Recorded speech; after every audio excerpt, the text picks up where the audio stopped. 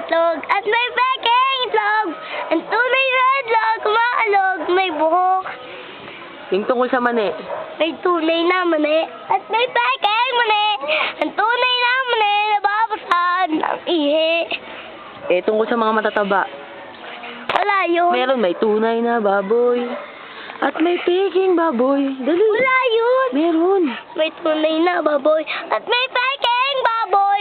Ang tunay na baboy, si Apple. Ay, anak ng Ted. Si Kiko. Di ba si Kiko ulit? Dali. Kiko. May Ay, tunay na baboy. At may pekeng baboy. Ang tunay na baboy, si Kiko. Ang tawa. Ay, yung mata. Wala yun. Wala na yon. Wala yun. Sus, tapos na yon. Oo. O, ulitin mo ulit yung itlog. Huwag na. May tunay na mata. At may pekeng mata. Ang tunay na mata, si Kakay. Ang laki na mata. Oo, panoorin mo to sa